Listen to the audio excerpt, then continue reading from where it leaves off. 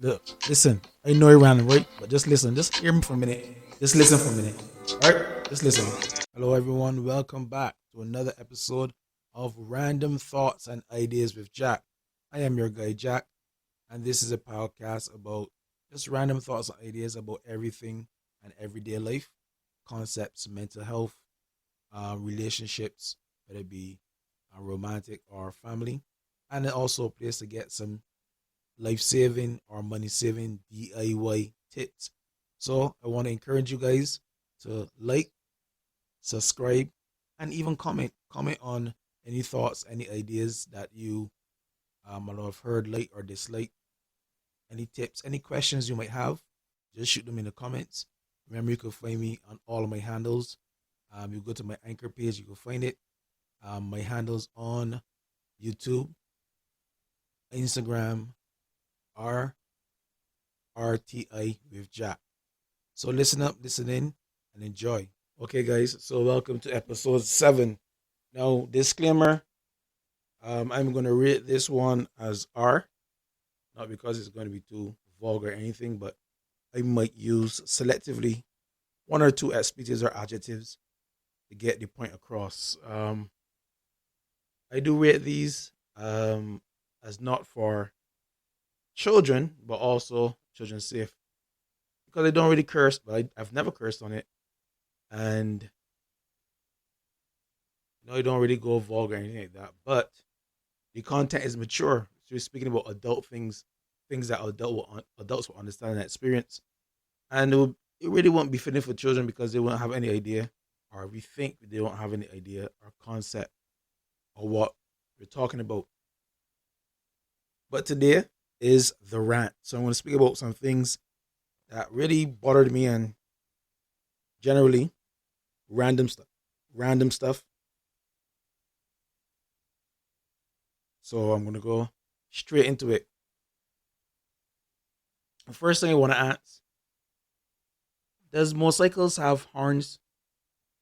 Because I I got some friends that's ride bikes, big bikes, small bikes, crosses, ATVs, or whatever. I want you all to tell me if motorcycles have horns because I do not understand why motorcycles like to pass you on either side and don't even blow the horn so you know which side they're coming from. So as a driver, you driving your car, you're hearing this massive baffle behind you, this exhaust from a motorcycle, but it's so loud you don't know what direction it's coming from. If it's on the left, if it's on the right. Sometimes you will pull left, which is a common sense thing to do. Let them pass on the right. You should always pass people on the right. But then it's be on the left, and then it's curse you and abuse you. Or if you stop because you don't know what's going on, they also want curse you and abuse you. I actually had one guy threatening to shoot me already going down UV Hill.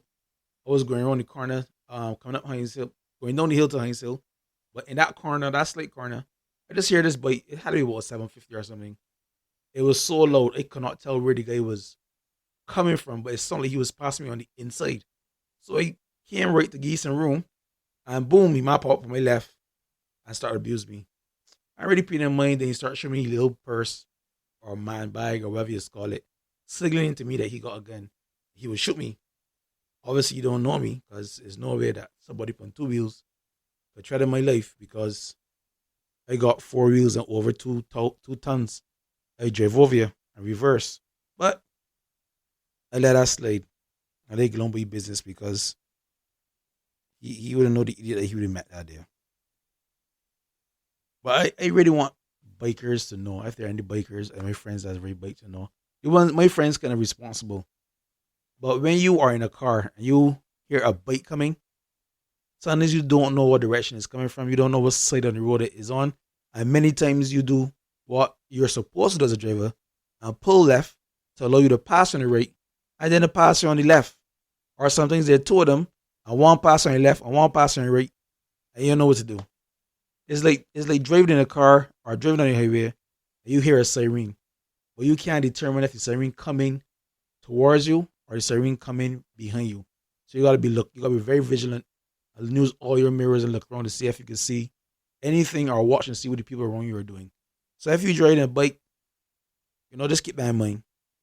And if there are people that are squirmage or are very nervous or anxious when they're driving, so when you come with these big noises, It's really upset them. So, for Christ's sake, please don't overtake people on the left and have a little common sense and have a little consideration. I am not going to touch the bikers as wheelie and do stunts on the highway because we all know about that already. And a lot of other bikers I know don't like it either. And this always tell me that they make it harder for people that who's drive normal on the road and do their stunting in the designated places, whether it be St. Andrew or whatever. I got another thing that has bothered me that has pissed me off every day. Barbadians do not know how to use mergers. Now there's a merger that I use every day right outside Redmond Village. You come across from Causeless, you turn left, going down the highway to head to Warrens, and there are there are two lanes. One lane is a merge lane. Merge lane. Now everywhere I've been to in the world, a few places, wherever you see a merge lane, there's this rule: left, right, left, right. So one car from the left continues, one car from the right, left, right, left, right, left, right.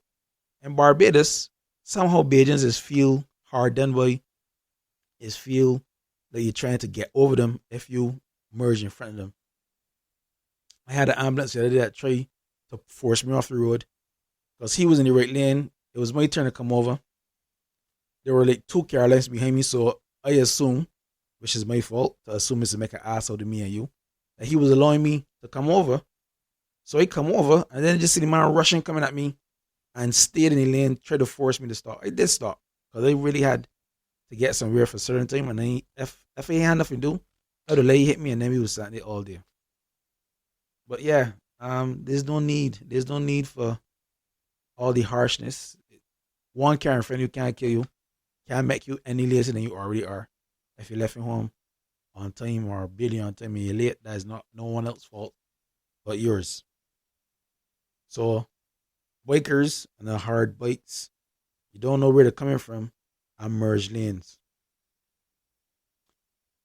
Another thing that is very concerning, and then a lot of people talk about this, is social media and the carelessness and irresponsibleness of a lot of people using memes, videos, in social media. And I'm speaking specifically about repurposing videos from one content and put it in another content and using that as evidence and proof. Now we all know what's going on in the world today. Less than 48 hours ago, Russia invaded or started, as they put it, um, peacekeeping measures in Ukraine, right?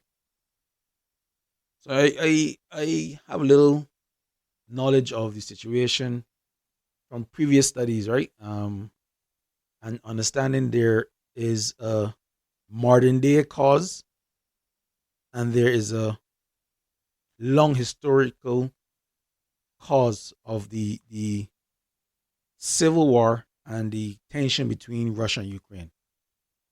Not going to get into that, but yesterday I was talking to a friend of mine, and they were telling me how they're so sad. They saw this video with this guy holding his baby, crying and kissing, and it's saying, "Maybe we have to send our men out to war." And I was like, in my mind, that sounds very familiar. So I said, "Let me see this video." And it was actually a video that came out 2 weeks ago, about these how hard it is for people of different that work in the tourist industry who have to go on 9 months, 2 year, or 3 year contracts in other countries to be able to support their families. And it was this man holding his daughter, kissing her goodbye. A small girl, coming more than 2 years old or 3 years old. And it's a very sad thing. But someone took that same video and repurposed it to, I don't know for what reason, to entice or create propaganda about what's going on. Now that word propaganda is another thing that's bothered me too. Now, I first noticed this when when we had the Iraq and Iran conflict, the most recent one, because this is going on for hundreds of years, centuries. I remember I used to follow BBC News all the time because to me BBC News was the most credible news outlet there was, and I remember this guy from CNN was covering the news story in Iran. And as he was talking about what was going on, there was like bombs and gunfire behind him, and he so animated about what was going on, and ducking, and I was like, whoa, this thing more serious than I thought. But I like to get different views, so he changed to BBC, and this was this Indian reporter reporting from the same exact location, the same, a very similar background, but they were said to be in the same exact location, and there was no gunfire, there was no bombing, there was no fires in the background. And the reporter inside the studio asked him, well, this is a contrast as to what is being reported on other news stations. And he started explaining what was reporting. The guy said, well, I don't know what they are seeing, but where I am, and I've been here for the past 5 or 6 days, there's no bombings, there's no shooting, there's nothing like that. It's very quiet. And I was like, whoa, this is. So he started checking other news stations, and he realized that CNN was very biased. And then CNN, or rather, BBC was purchased by another country, and then I realized that they were no longer objective. There was a lot of biases I was seeing in their reporting. So he changed over to Al Jazeera and Wuhan, right? This seemed at this moment to be the most objective news stations. But even in the past 48 hours, I have been watching what's being reported on CNN, what's reported on Fox, ABC, and BBC. And in comparison with Al Jazeera News or Wuhan and a few other smaller news agencies, and there's a massive difference. And I'm seeing a lot of old photos and old videos reemerging from a previous Russian incident or a previous Ukraine civil war incident are being portrayed and sold as what is happening now.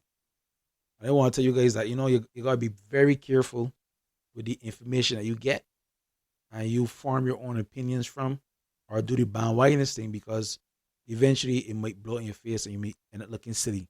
I just always do my research. I don't ever look at one or two news agencies. I always do my reading, read articles, check a few agencies and see what they're saying, especially when they're contrasting. Because there's a breakdown also. Like, for instance, there was this part where Vladimir Putin, Russian president, was speaking to the Ukraine military, and he was saying, I want you guys to lay down your arms and go home. If you do that, I'll allow you to go home. However, if you stand and fight, you will experience something that has never been seen in your history before. So that is what the translation was on Al Jazeera and Wuhan. But then when it went over to BBC and CNN, it was saying completely different. The same speech, but he was saying from their version that he's warning other countries in the world that if they interfere, that they will experience something that they've never seen in history. So I don't speak Russian, right? So I can't say who is right and who is wrong.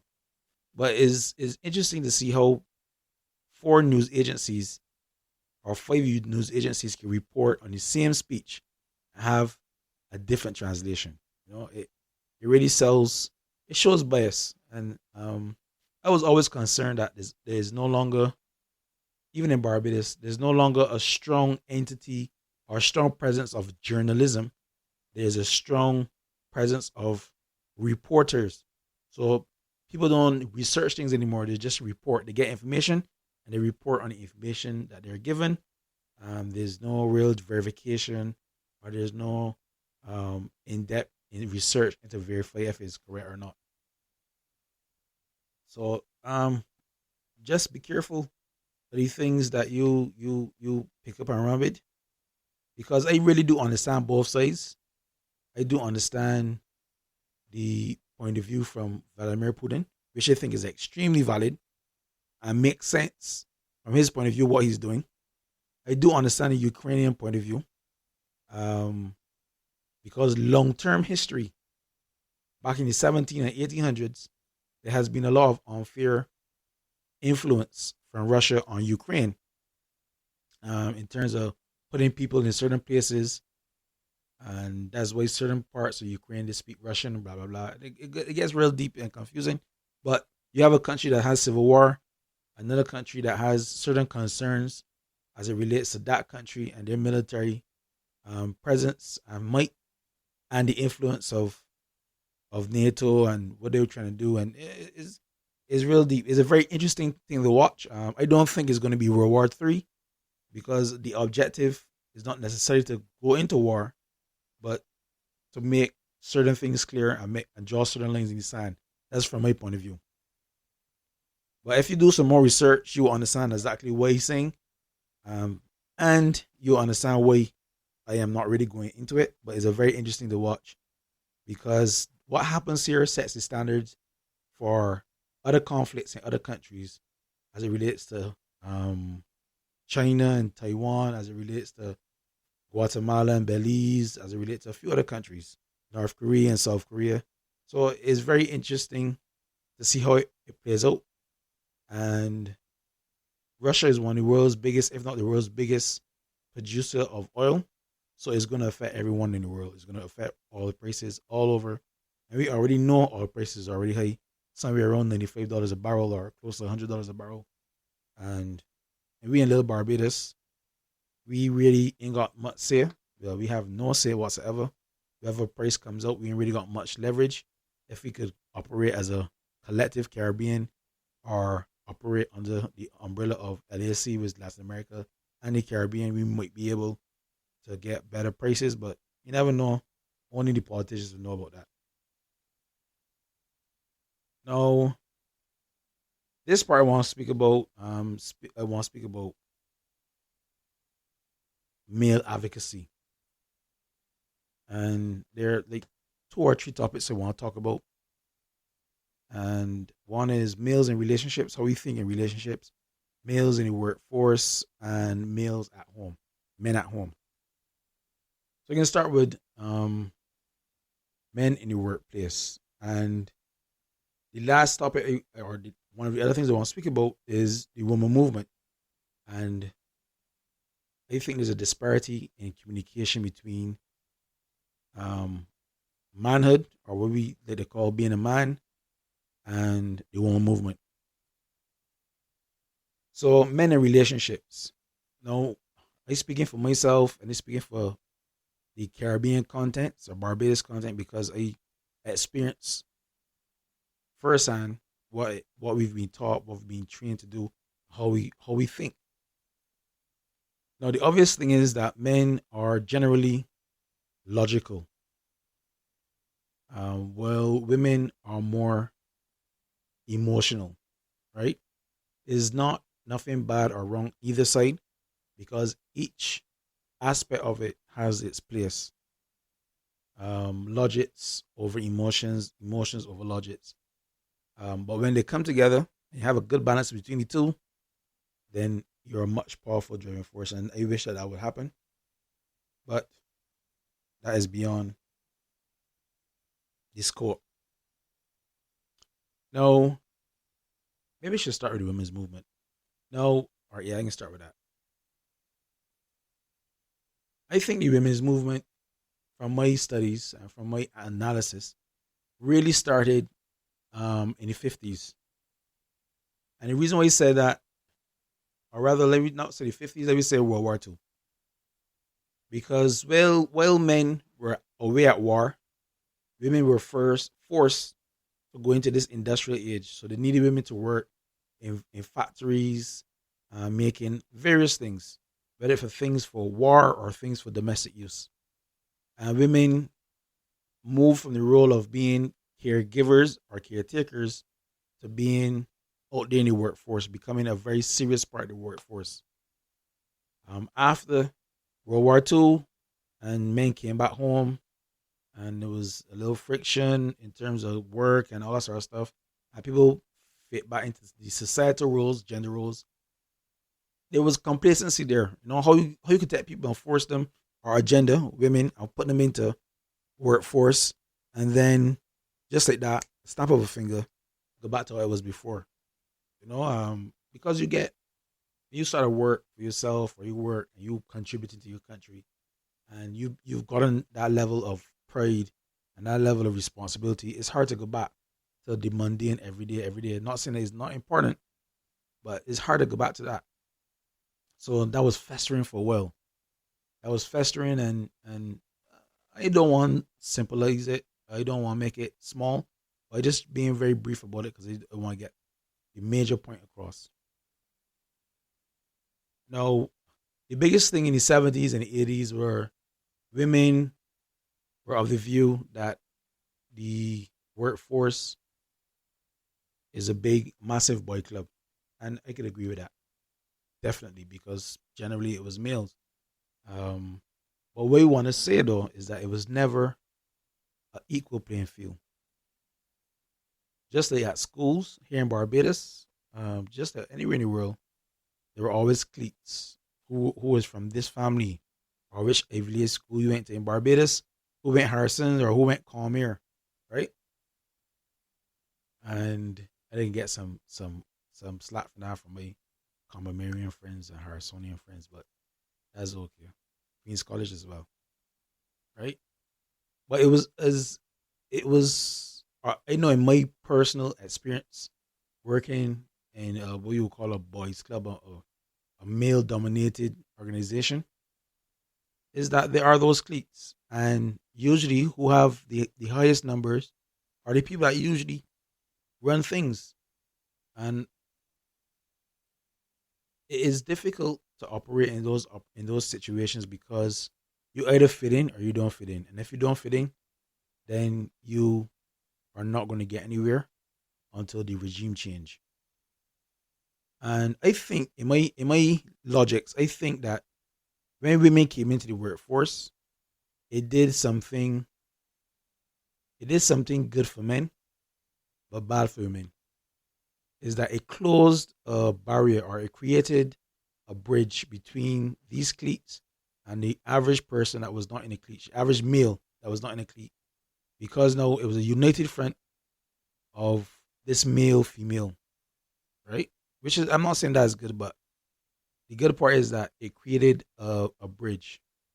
And then once you get that olive branch, that bridge, then it's possible that you open that door to more inequality, because somebody was outcast for a very long time, and they find a way to get in the in crowd and see their future going up. Then they can stick to that, they can grasp onto that, and I think that's one of the things that really added to the negative things that were happening to women being in the workforce. There are a lot of things that I don't want to get into that can be very, very deep and open a lot of cans of worms, right? But from that aspect, so then the workplace became from it went from being all these little cliques and who went where, who from where, and who did what, to now male versus female. And I would say that I think if you are a feminist and you're in a feminist movement and you're for women's rights, because I know there's a difference between them, it would be irresponsible to say that men have not supported the cause, because to be able to change laws and make change in law, if it was a male oriented or dominated situation, then you have to get the same men, some men, good men, to make a change. And there were very good men that made a change. But instead of being united, it became more and more contentious. I also want to say that race has a very, very strong arm in it as well.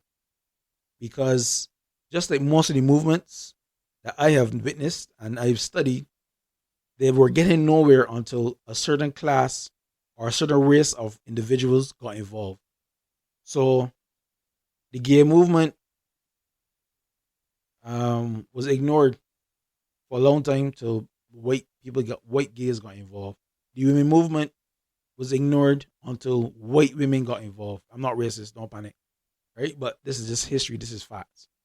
Well, there's a big difference. Although it was helpful for the movement, it was a big difference because I haven't really seen a lot of white women that are pushing for equality in the workplace and on equal pay and all sort of things be nasty to men, to their men. I haven't seen it a lot. I have seen it a couple of times. But somehow, on the other spectrum, I find that black women or women of color are a lot more vile or more aggressive to their men.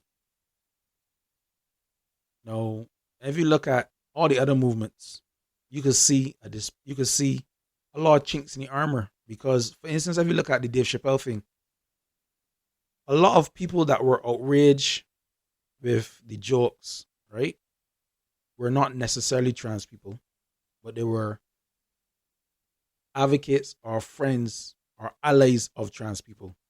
And a lot of trans people were offended, but a lot of trans people were not offended. And there was a disparity, there was a breakdown, there was a divide, right? So what you're really trying to say is that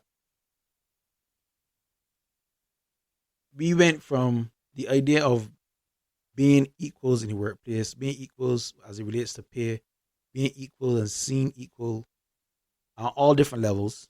And I agree that was needed because it's an unfair thing. But I want you to also remember that it was black men in general were never seen as equal either. So you want equality for women. Perfect, beautiful. But black men in larger countries, and I would dare say in Barbados as well, are not equal. I had a friend that studied with me, brilliant. Came back to Barbados, worked for a company, specialist in his field, one of the few in Barbados. And he was working for a company. And he was doing great. But he realized that he could never get past a certain level. And one day, the general manager called him and told him, look, we want you to train this guy. The guy was so upset. The man told me, Jason, I'm so upset with this thing. Because the guy that he was asked to train had two certificates. His birth certificate and his marriage certificate. And he was training his boss. And this man got a distinction in engineering in a certain field. And that blew this man mind. You know what man do? Man get on a plane and left Barbados. And now doing exceedingly well in a white country. Yeah, we're saying not even a mix, a pure white country. So I want to say for men, it has never really been equal for us as either. And I think that's something that women and the women movement and feminism never really looked at and never really appreciated or understood. I am not saying that some of the same black men did harm to the movement, but I'm just saying that we experienced the same thing. And it was not about gender, because we were the same gender, but it was about class, creed, and social standings and social groups. We can segue from that and start talking about men in the workplace a little bit more. In relationships. I'll come back to men at home. I said before, women are emotional creatures and men are generally logical creatures. And I was born in the 80s to a single parent, female. And obviously, being brought up, it was never a thing about expressing your feelings. I didn't have a brother, so it was two boys. It was never a thing about explaining how you feel or nothing like that. You come up, boys is this way, boys is that way. Enough feelings. If you fall down, you get hurt, get up and go again. A man is supposed to provide, a man is supposed to protect, a man is supposed to provide XYZ. A man is supposed to sacrifice, a man is supposed to suffer. So when we get into relationships, generally, I can't speak for every single man, men do sacrifice a lot. And sometimes it's be like, you can't win because you want me to spend time with you, but we gotta work. So if we spend time with you, that means we can't work. But you get any time you want. But if we not working, then we can't provide. So then we're not providing, so we're still not fulfilling your need. And sometimes the opposite is true. So if men are taught to provide And to be protectors, that means women generally were taught to be caregivers and nurturers. So you want time and you want provision. But you can't get all two because if you get the time, they can't work, they can't bring to get promote and get all the things they need to do to be a provider. And if I am a provider and they gain all the money and the things that you need to get, then you ain't getting the time. So they may know you find me in this place where we don't know how to operate. Because as a man, if you are not making the money that you want to make, if you're not reaching the goals and the accomplishments that you set for yourself, then we are not going to be happy. And if we can't provide for our family in the way that we would like to, we are not going to be happy. And I'm going to tell you now that there are very few men that are able to do that because the society, the workforce is not designed to create wealth, but the workforce is designed to create a workforce, just workers, just above broad, right? So that's one thing there that I don't think that women, the feminist movement, look at because you want X and you want Y, but they're opposing. You can't get all two. Another thing is that a man will sacrifice. A man will give up on his goals to provide for his family or for his partner, and he will suffer for it silently. We'll say nothing about it. We just gotta do what we gotta do. And I don't think that women understand or recognize that fact. So it's be hard to be doing that, sacrificing all dreams, hopes, happiness for your family. But then when you come home, there's always a noise. There's always an issue. You're not communicating well. That listen to what I said. We are not communicating well. Not you are not communicating well, or he is not communicating well. We are not communicating well, and that creates friction, and that creates stress. No man wants to be at work in a stressful environment because most jobs, if not all jobs, once it has that word job, it's stressful. You come home and come home to more stress. I was never one big on video games, but I see a lot. I know I could understand why a lot of men play video games because it's an escape, it's a distraction from an environment that you are not happy with or you're not comfortable with. For me, when I come home, I usually just go in my bedroom because that's my safe place. Let's say a minute's go to the bathroom and spend an hour or 2 hours in the bathroom. And it's true, I used to go in the bathroom and spend an hour, 2 hours. Sometimes I don't even realize how long it's because it's an escape. It's a break from always gotta think about problems or always gotta try to work out how we can get this do or how we can get that do. Always gotta be defensive as it relates to keeping your people safe as a provider, a protector. Always gotta be observant of what's going on around you, worrying about if somebody can what you can do if somebody try to rob you or rob your children or hurt your children is be constantly on your mind. So you're at work in a world where it is toxic or where it is stressful, tense all the time. Maybe because you're unhappy, or maybe because you're getting that promotion, or maybe because there's a clique, or you supporting somebody in the workforce that don't know what they're doing, but you're doing all the work and they getting all the joys and reaping all the rewards, and you are not. You come home though, and because you ain't making what you want to make, or you ain't spending the time that your partner wants you to spend, or you can't provide everything that is needed, there's contention and aggravation when you get home. And that's why a lot of people, relationships break up as well. Because there's always that friction, and we do not communicate well. Men are not taught how to express feelings. Men are not taught how to communicate. And I want to say on something else as well. Women say that they want men to tell them how to feel. Women say that they want men to be more emotional and expressive. But I want you to understand that when you do ask a man to do it, and he does do it, and you can't handle it, and you mess it up, he will never do it again. He won't do it for you. He won't do it for another woman. He will never do it again. Because being vulnerable is not something that men are accustomed to or men are trained how to do. Vulnerability is not our forte. And I would say that we are damaged that way. And the upsetting thing about it is that it's referred to as toxic masculinity, which I can never understand because in my mind is a vicious cycle. Because men, predominantly in the Caribbean, are raised by women, and I wish it wasn't so. I wish it was all the families were nuclear, but we know it doesn't work that way. But it's a vicious cycle, and toxic masculinity, I think, is an excuse to just label something and not address the real problem. Because a man can tell a lot of things that women do that are toxic. They're extremely toxic. For instance, watch how people gonna crawl now.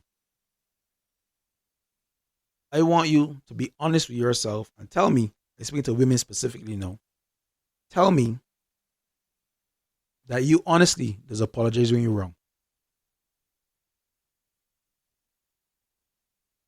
Tell me that when you're upset about X, that you're only upset about X and that you're not upset about everything else. So you upset because your partner left the dishes dirty, but you vex about every single thing. Every turn on the TV, you vex. Every turn on your TV, you vex. Every turn on your fan, you vex. Every turn off your fan, you vex. Every breathe too hard, you vex. Tell me that ain't toxic. Because we are not taught how to compartmentalize our feelings, our situations. So when we vex at one thing, we vex with everything. A man vex with one thing, is that one thing he vex about? Generally, and he ain't vex about you left the dishes dirty, he ain't vex about the TV, he ain't vex if you breathing, he ain't vex if you turn on your radio, he ain't vex if you turn off your fan. But if you talk about that vicious, then dishes again, he vex again because that is what the focus is. Another toxic thing that I hate to hear and is an excuse for women to do as they feel like and say what they want and be lars onto themselves. And this saying, happy wife, happy life. Now, how the hell does that make any sense whatsoever? You are in a relationship, two or more people, two people. How can one person be the nucleus of the attention and wants? So a woman is supposed to be happy. And when she is happy, then she being happy will return in you being happy. That made no sense to me. That made no sense to me whatsoever. And they can say this because I experienced it. I experienced it firsthand. You relationship with somebody and you're doing everything, you sacrifice everything for them. And no matter what you do, it don't matter because unless them happy about something, if you ain't doing what they need to make them happy, then it ain't working. Then they're not happiness. And once them unhappy, everybody unhappy. That's toxic. That's extremely toxic. That's selfish. That's narcissistic. That's toxic. But society bears that as the norm, or women use that as, I don't even want to say what they use it as, but it is a sad thing. And in one of my interactions, I interact with a lot of people, and I usually, as a joke, I would say that, right? Like sometimes I do tours, and I talk about some Barbados history, and there's a one fact I use. Speaking about Ilaro Court, and how it was the first building in the Caribbean that was built with a swimming pool back in 1901. The owner was an architect. The wife was an arts major. She decided that she wanted a house with a swimming pool on the inside. And I always say this part, and just like all good husbands, and they keep quiet. And 98% of the time, the women on the tour will say, he built it. Happy wife, happy life. And 100% of the time, all of the men on the bus get extremely quiet. And this ain't about race now, because I got people from all different walks of life. And there's a universal law.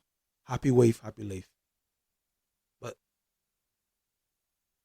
most men that get married or go into long relationships, they usually regret it because of that same toxic mentality. Whereas your happiness is not required. Your job is to make the other person happy. So imagine you're in a relationship with somebody and you gotta provide for them, you gotta protect them, you gotta sacrifice all your dreams and all your wants to be able to do that. And then on top of that, you gotta sacrifice your feelings and make them happy. When they are wrong, they don't apologize or they hardly ever apologize. As a man, you could be right and we just apologize to keep the peace. And sometimes even that is be a problem because they say, why you apologize if you know you was right? Then it's your fault again. So sometimes it's be a lose-lose situation. Now, I ain't want to keep harping on the word provide because there are women that make, I have some friends that make a lot more money than their partners. And sometimes it's be difficult. And some of them that express to me is be difficult to strike that balance because some men can't deal with that. But it's a relationship, and those are things you have to discuss and work out. There's no one right way to fix it. It's all about the persons, the individuals, and the relationships and their experiences they had in their lives. But it's not impossible. So that's another thing I like to call female toxicity. Now I told you these things are just random, so don't think that I picking on anybody. It's just things that were on my mind I wanted to discuss. Or just talk about craziness. If we I want to add this. If we talking about equality, it is interesting because if the idea is that women could do the same thing as men could do, and women could do it better, or we are all equal, then this idea of war is something very interesting because predominantly men are the people who go to war. Yes, there are women in the military, but there are very few women that are on the front lines. And there are women who sacrifice a lot to be on the front lines, right? The ones that got there. Remember, if you can remember the movie J. Jane, where it was the first woman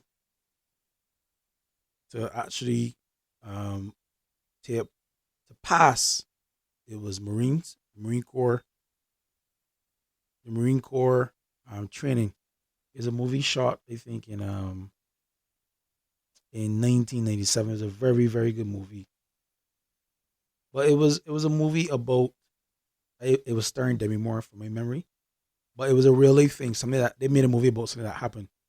So what I'm saying is, if we are equal, and your idea is that we are equal, I want I don't want you to say yes or no. I want you to think about it. Women, are you willing to go to war for the sovereignty of Barbados or your country? Are you willing to take up arms? Now, listening to the news, there were some women. Most of them were politicians, and some people were activists. And they were saying that they have their rifle and their gun, and they're ready to defend their homes and their families. But equality cannot be biased, and it cannot stop one place where it suits you or where it's comfortable. If you're equal, you are equal. So this idea that if a building burning, women and children first, or opening doors, or protecting, or defending yourself, or relying on a man to defend you, these things is things you already gotta look at. Are you willing to do these things? Are you willing to be equal in the justice system? A lot of women use the justice system against men, whether it be when it comes to child support and all sorts of other things. A woman could go in the police station and say a man raped she or a man hit she, and before anybody could prove anything, handcuffs, man in jail, statements taken, and then you gotta prove your innocence. So these are things that if you want to talk about equality, we gotta look at all of these things. They gotta be inclusive. They gotta be included. It can be convenient. You're either equal all the time or you ain't equal no time. And they believe that women are equal. They're human beings. So all these things we gotta look at, and we just can't use what is convenient. And not only women, I want to talk about gender roles as well. People who identify trans. If you are trans male or if you're a trans female, then it can be convenient. You can be a trans male when it's convenient to you. If you want, get in a fight and act like a man, or you present as a man, or you believe you're a man, and you get in a fight. When you fight and the police turn up, you can be a woman all of a sudden again, and vice versa. You understand? It got to be all the way through. It can be convenient.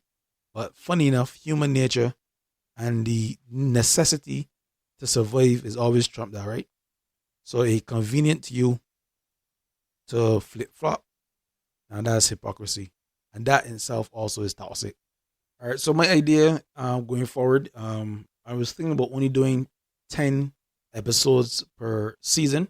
This is season 1, episode 7. So that means we'll have like 3 more episodes. I really want to encourage you to continue to like, subscribe, comment.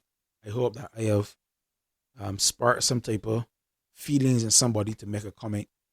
We're kind of low on the comment, so I want to encourage you to comment and say something. Get vexed, curse me, or say, yeah, you're right. Right? But I want to close by saying all these things that I discussed today, random things. There are a lot more, but for some reason, the escape of my mind now is that majority of things that I discussed today on the rant is things that could be addressed or be fixed through communication on different levels. You know, another thing that's bothered me too. Now, when you go to a store, like let me say Sheraton, and you got like 500 car spaces, and 200 of them are for differently able people. I don't want to use the word handicap. Differently able are people with mobility problems or disabled persons, whichever is politically correct. And majority of the time, most of them are empty. And I think that there's a way that we could find to make it easier for people. Yeah, everybody's want to park close to entrances or exits so that I could get in quick and get out fast. But I'd be like, there's a better way to do this. What's the chance of 10 people turning up at a location that are disabled at the same time? I have never seen it. Anyway, I leave that alone. I didn't get too deep in that. I see people saying out memes about Mia and Auntie Mia about her statement to Vladimir Putin. Bajans like to laugh at everything. I saw nothing wrong with this statement. It was a political statement. It was not a threat. It was not a demand. It was a call for humanity. And if you follow politics, these things always happen. It ain't like saying, oh, Vladimir, you're doing junk. No. It was a statement saying, please choose humanity. Please, stop what you're doing for humanitarian reasons. That's it. Not that you have a right. Not that you are wrong. Not that, it was not a political statement about your position. It was a political statement crying out for you to choose a more humanitarian route. So, Auntie Mia, I ain't vexed with you. That's what you're supposed to do. You're supposed to seek and speak out. If you're not fighting against the problem, then you're becoming the problem. Well, another thing today that I saw that really upset me is that no, they're not accepting the COVID-19 antigen tests. No, that had me so upset. Not because they're going in the wrong direction, because a few weeks ago I was in New York and I got an antigen test and they would not accept it. And I had to go to get a PCR test. I stood up outside for 3 hours in a line in New York, minus 11 degrees, raining, to get a PCR test. Which I could not. When they get to the front of the line, they sit down to get a test. The woman tell me, beautiful Jamaican women, very nice, told me we just ran out of the PCR test. We just ran out of the PCR rapid test. We only got the regular PCR test. However, there's a backlog and it can take you 3 days to get by the results. My flight was the next day. But being proactive. I said still take the test just in case a miracle happens. This is like 4 weeks now. I came back the 10th of January, a little more than 4 weeks, and I have still not gotten the results from that test.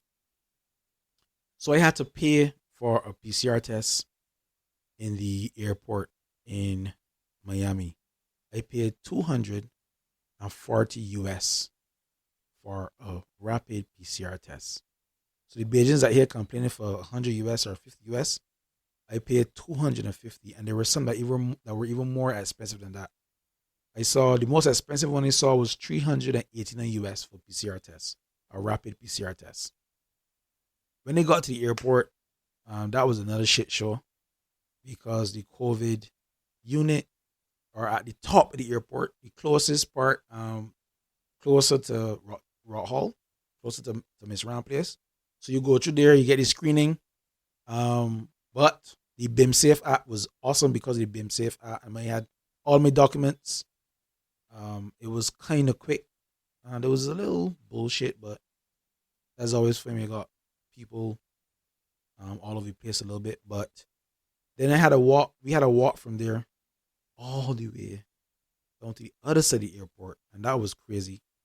Because if you had a lot of luggage or if heavy carry on or whatever, or you were old, or you had difficulty walking, that was like I would say about 700 meters walking from one end of the airport to the next to get to immigration. But when you get to immigration, it was with the BIM Safe app, it was flawless. The lady asked me, "You have the app?" I was like, "Yeah." She said, "Just go straight to immigration." I went to immigration. The lady was like, "You have the app?" I was like, "Yes." Your name, bam. 3 seconds. All right, Mr. Clark, thank you. Go on your way. And I was on my way. Went through customs, no issues. We came on through. So that was okay on a whole. But yeah, I was so pissed off. I paid so much money. I know the same antigen test that was free that you could buy. You could buy when it was in New York and Bermuda. You could buy antigen tests at next to nothing.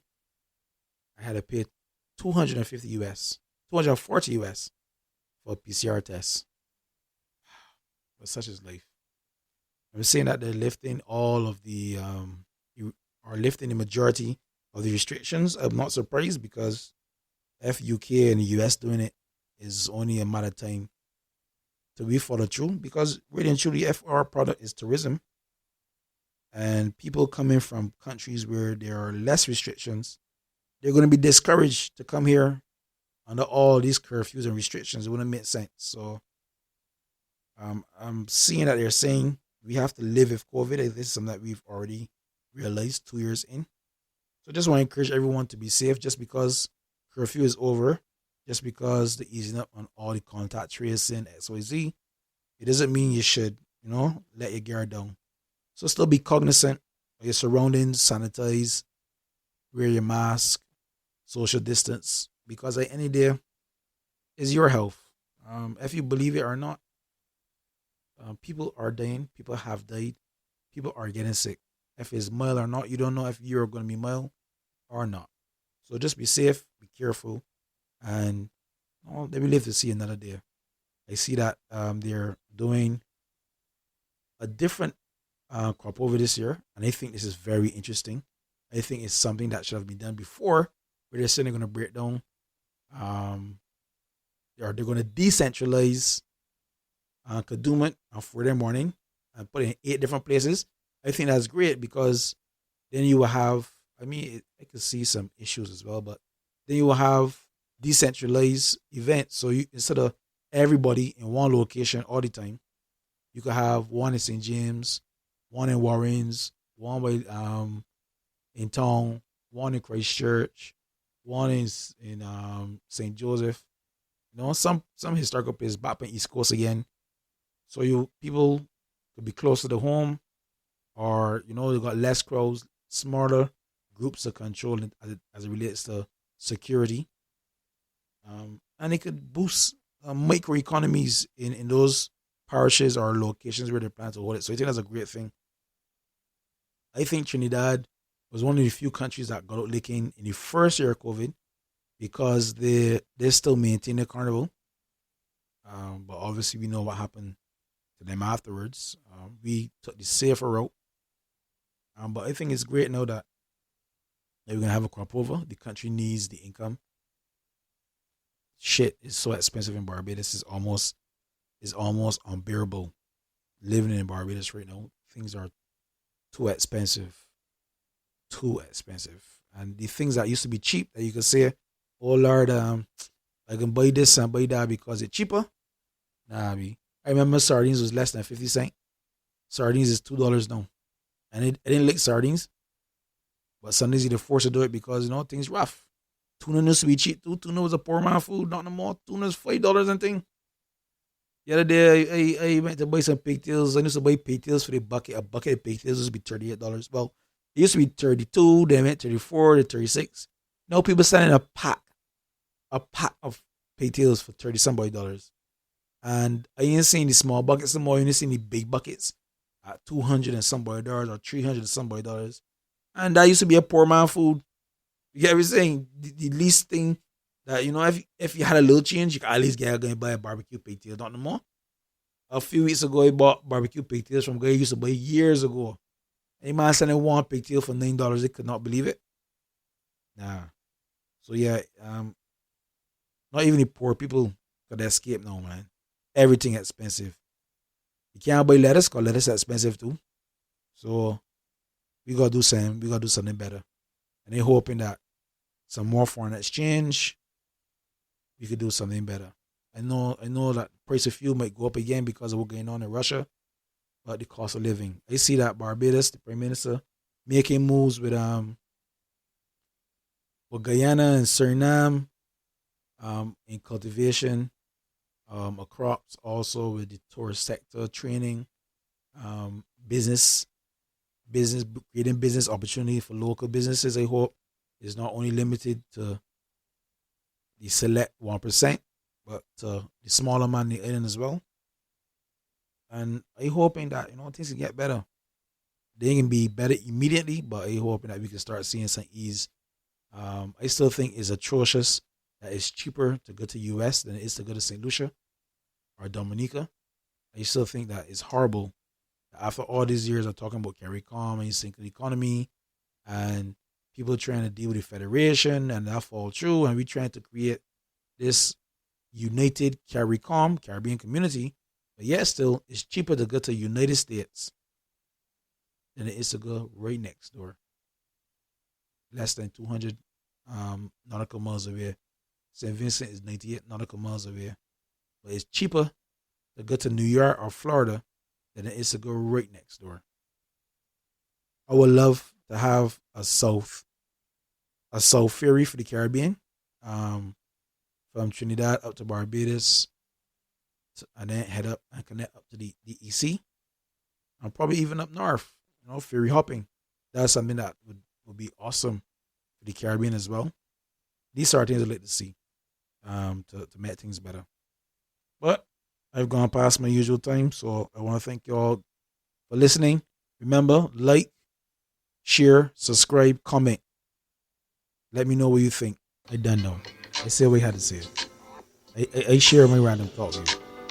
Tell me what you think, though. Tell me what you think. Make sense?